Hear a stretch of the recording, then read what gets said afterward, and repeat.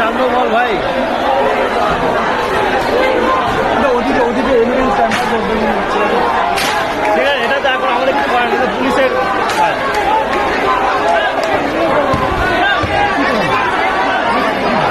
Video का promo देखने के बाद आपको एहसास हो गया होगा कि वीडियो किस विषय से संबंधित है। बुधवार की रात करीब 12 बजे दंगाइयों की भीड़ राधा गोविंदकर मेडिकल कॉलेज पहुंचती है और ये दंगाई जो इनकी संख्या हजारों की संख्या, आपकी स्क्रीन के बगल में वीडियो भी चल रही है,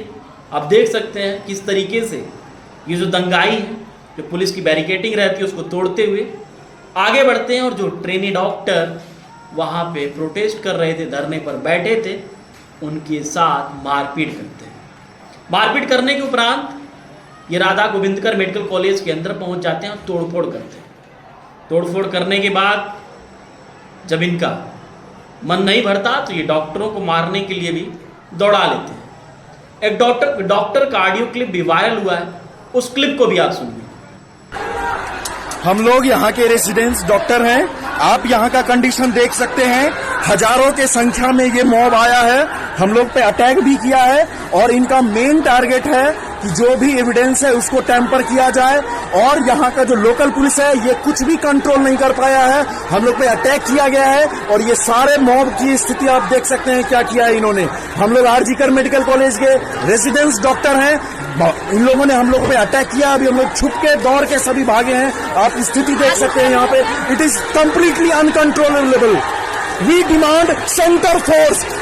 फोर्स आए और हमें प्रोटेक्शन दे। देखिए किस तरीके से वो डॉक्टर जब ये दंगाइयों की भीड़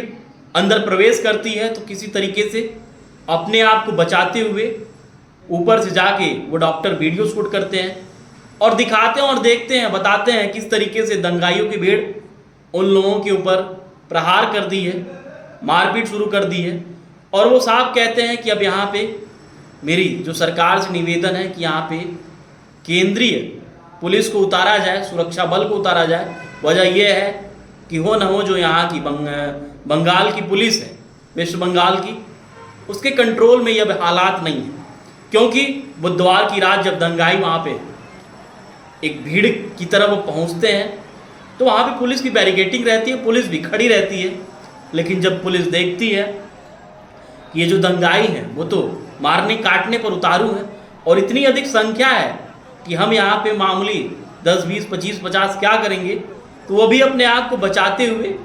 जो राधा गोविंदकर मेडिकल कॉलेज रहता है उसके अंदर चले जाते हैं और अपने आप को सुरक्षित करते हैं। किसी तरीके से डॉक्टर भी वहाँ से अपने आप को बचाते हुए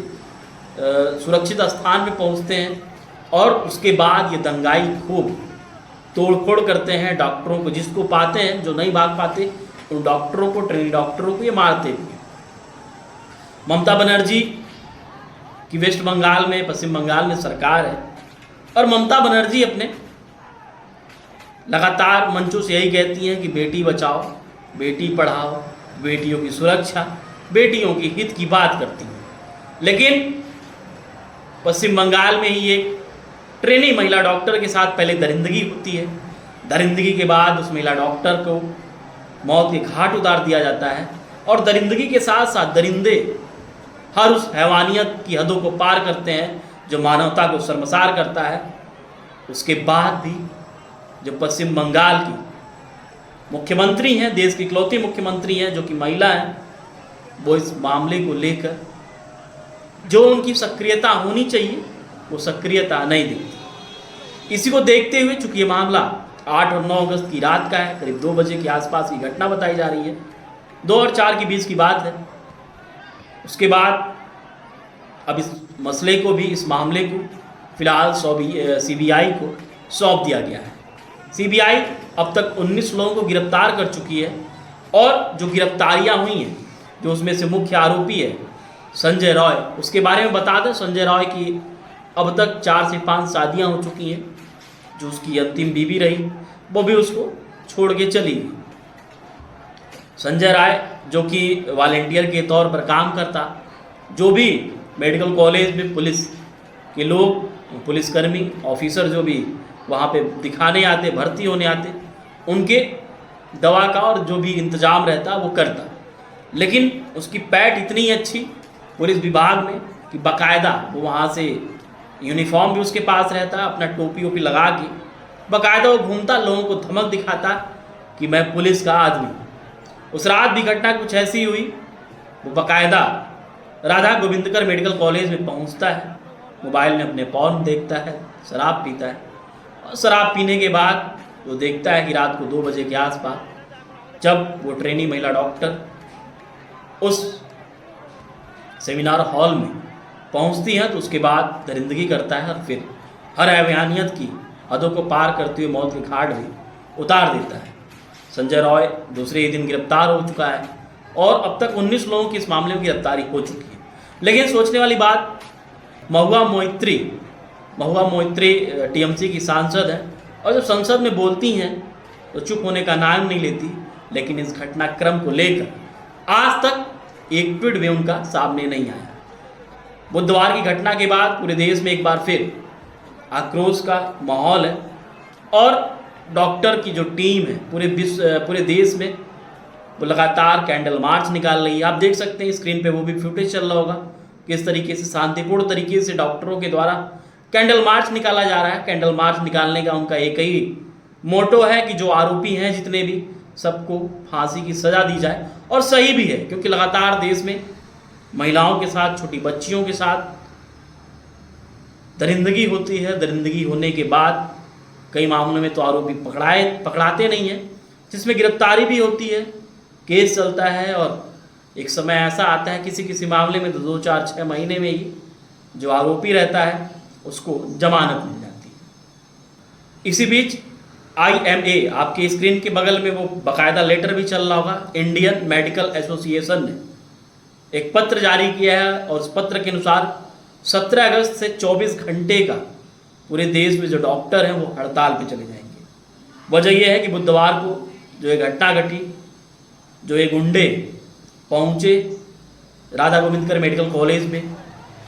और तोड़फोड़ किए, डॉक्टरों के साथ मारपीट किए,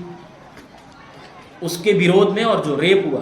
ट्रेनी डॉक्टर के साथ, उसके विरोध में IMA ने, इंडियन मेडिकल एसोसिएशन ने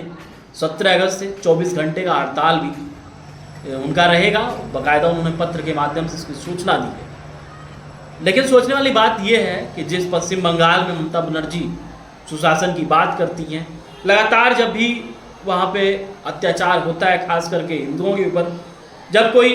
खास करके बीजेपी जब उनसे सवाल करती है कि TMC के गुंडे जो हैं लगातार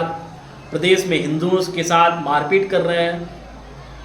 हिंदुओं का कत्लेआम हो रहा है, तो ममता बनर्जी सीधे नकारती हुए कहती हैं कि ऐसा कुछ भी नहीं है, बीजेपी का काम ही है नफरत फैलाना। लेकिन जो हालिया स्थिति है, एक ट्रेनी डॉक्टर के साथ जो जघन्य कृत्य हुआ है, अपराध हुआ है, उसको लेकर के सहानुभूति के रूप में भी आपके पार्टी के किसी भी सांसद, किसी भी विधायक का एक ट्वीट नहीं आया है मानवता के लिए भी, मानवता के नाम पे भी। इसके साथ ही जो आपकी गठबंधन की पार्टियों के प्रतिनिधि, उनके सांसद, उनके विधायक, उनके मंत्री, किसी का भी बंगाल प्रकरण को लेकर एक ट्वीट नहीं आया। ये कहीं ना कहीं शर्म की बात है।